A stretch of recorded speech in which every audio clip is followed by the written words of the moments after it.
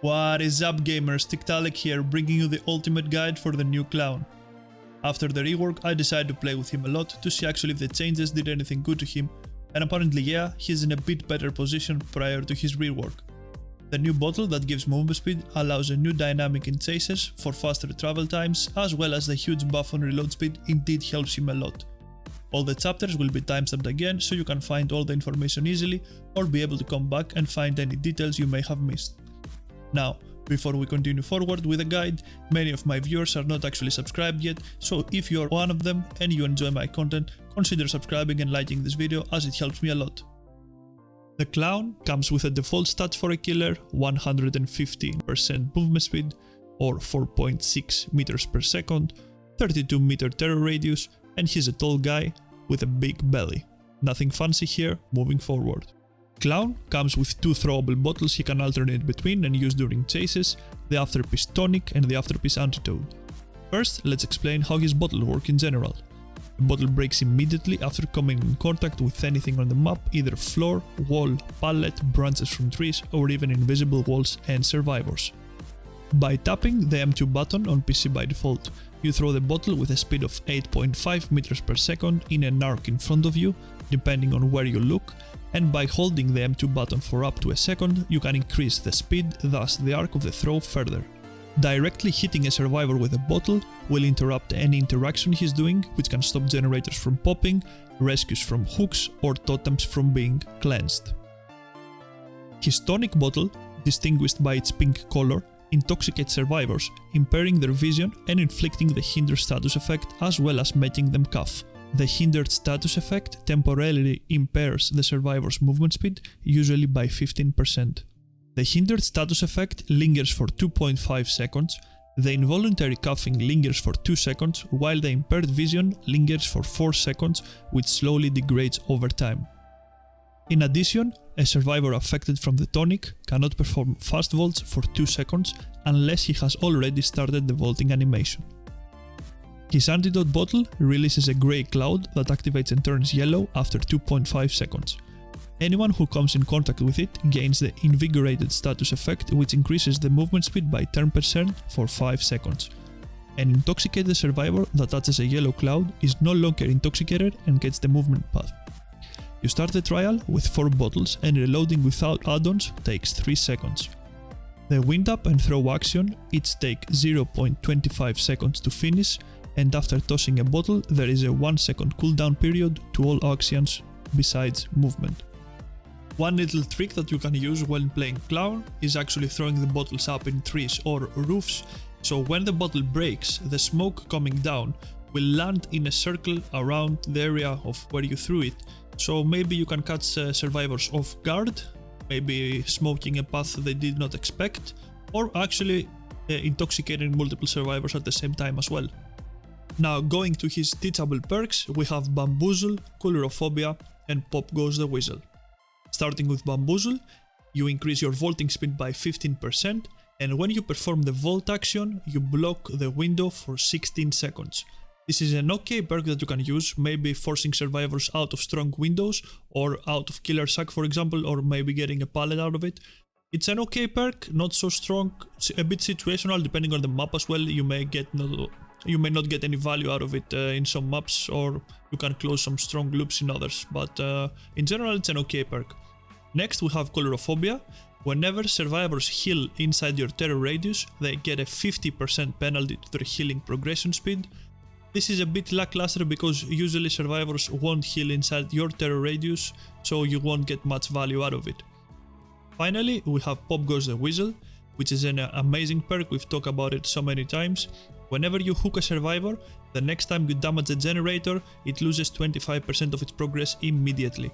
Such a strong perk helps you control generators much easier than normally kicking them, actually making kicking worth. You can run this instead of Ruin, for example.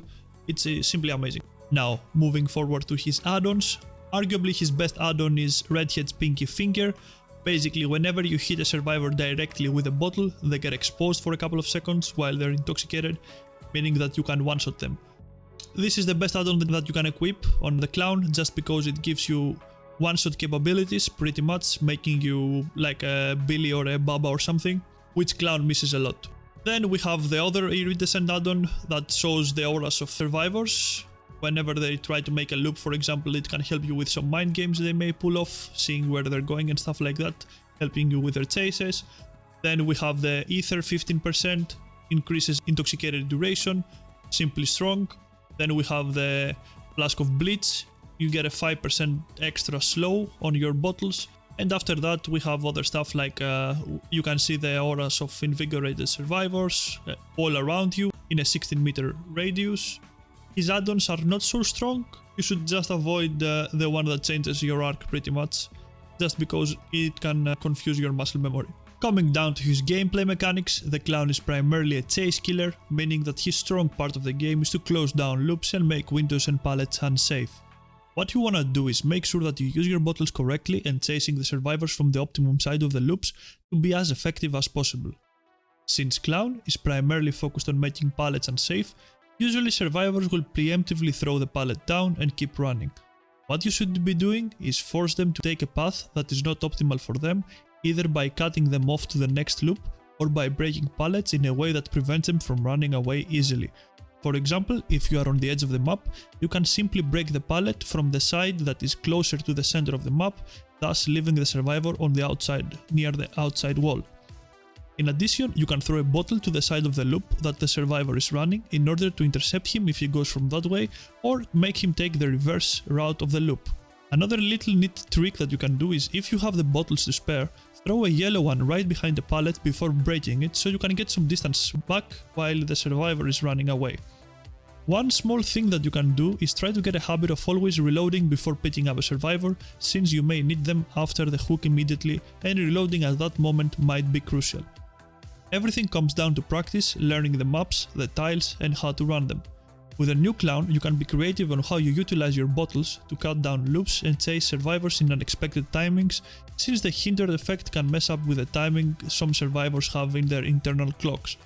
You can also mind game survivors easier while they are in the smoke, just because the vision gets so blurry and it gets so hard for them to even see your red light. Coming to what perks to build with Clown, we're gonna start with a build for new players without any teachable perks, so it's easier for them to have something going on in order to start playing with Clown. We're gonna go with Bitter Murmur, Bamboozle, Pop Goes the Weasel, and Sloppy Butcher. Bamboozle and Pop are both from the Clown. Bitter Murmur is a normal perk that everyone can use that allows you to see when a generator is being done where the survivors are, gives you a bit of information to keep going, and Sloppy Butcher just to slow down the game whenever you hit an M1 attack and the survivor escapes or they get an unhook, delaying them a little bit more with the healing process. Now, moving forward to what I think is a meta build for him right now, we're gonna have to go with Surge, Discordance, Pop Goes the Weasel, and save the best for last. With Surge and Pop Goes the Weasel, you can easily control most of the generators in the game. They work in conjunction with each other. When Surge is on cooldown, you can use Pop Goes the Weasel, and the opposite, Discordance tells you exactly where you need to be at the map, especially when survivors working together, you need to go there immediately.